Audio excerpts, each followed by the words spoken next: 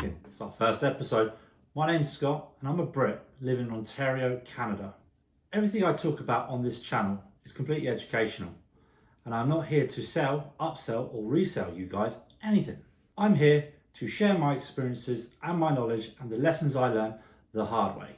My goal is simple. It's to build a community to help people understand money more. That includes investing and building a better life. This will come without any hype, without noise, and without the usual financial nonsense you see online every day. Now that sounds something like you like. Why not give me a like, a follow, and comment your questions below and see how we can start this journey together. I'll post frequently and I'll cover most of the topics that people don't want to cover or the topics that people will make you pay for. This is a complete free service. This is just me sharing my love for what I do and give it to you on an educational purpose. Do what you want with the information. Right, so this is the first one, so let's get into it. My first episode is about the 5 things you should never do when investing.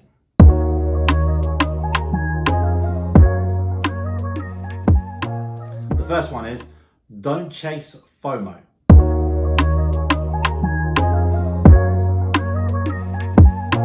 Fastest way to lose money in the stock market is through FOMO.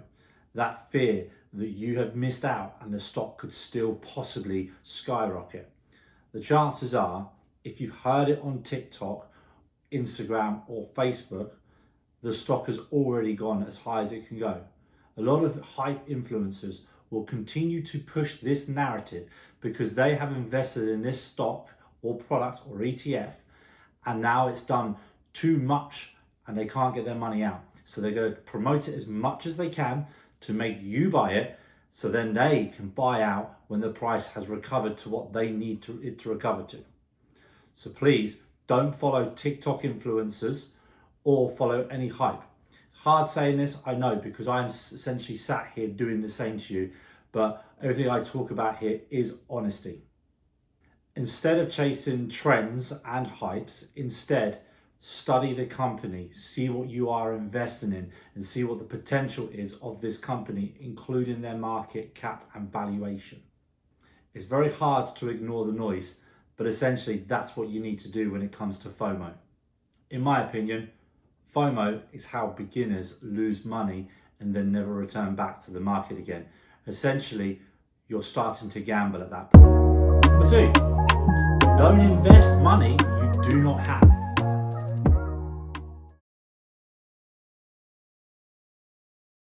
So this is a big one for me. So people will sometimes get in credit card debt or take loans out because they think they're going to do what they class as arbitrage.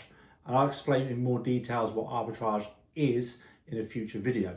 But essentially, what you don't want to do is you don't want to get yourself in debt to invest in the market. It doesn't work out well. It really doesn't. If you've got money for bills, pay your bills. Don't try and put your money in the market for 1 month thinking, well, I haven't got to pay this bill for a month, and hope that that money is going to grow, because the key to the market is time in the market. You could put a lump sum in on day 1 and then on day 30 it could have dropped by 10 or 15%. That's just the way the market goes sometimes. On the occasions where you can get lucky by putting in money, I mean, you see it grow pretty quick over a couple of days, a week or a month, and then you think, wow, that's a great win. I'm going to invest more money because I've got bills to pay, and then essentially I'm going to get this money for free. That is technically classed as gambling. You might as well just go down to the casino with your rent money and put it on red or black and see if you get lucky. The market could suddenly drop tomorrow, and then you're all of a sudden being forced to sell, and you haven't left your money in the market long enough for it to appreciate and grow. Investing should never put you in a position where you can't pay your bills.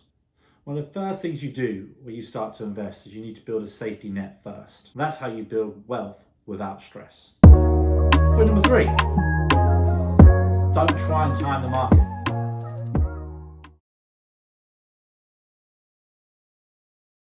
Trying to time the market is the biggest trap that a beginner will make. If you put all your money in right at the beginning and you take it out a month later, you're going to lose money. Relates back to point 2. Everyone thinks they'll buy the dip or sell at the top. Let me say this clearly.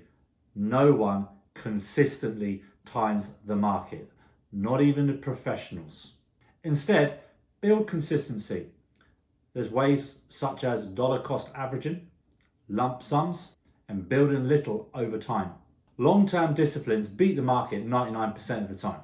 Number 4, do not invest without a plan.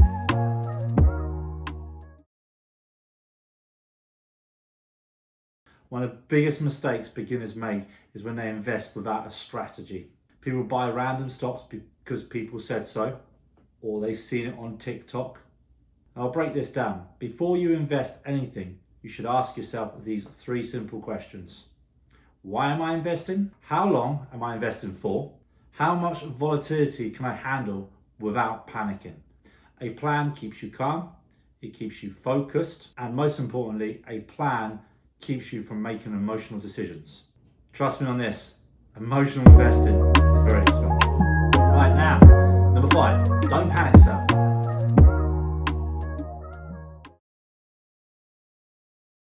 Every beginner does this. The market drops. The market will drop throughout your investing journey. I can guarantee you that. No market, it continually rises every single day without any drops.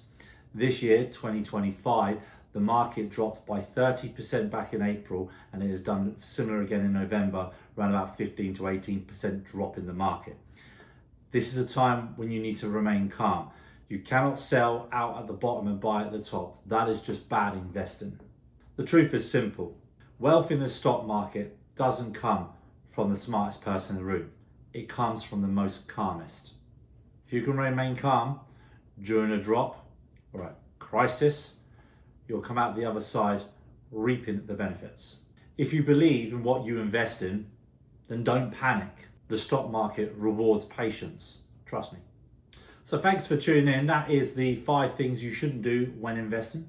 In my next video, I'm going to flip it around.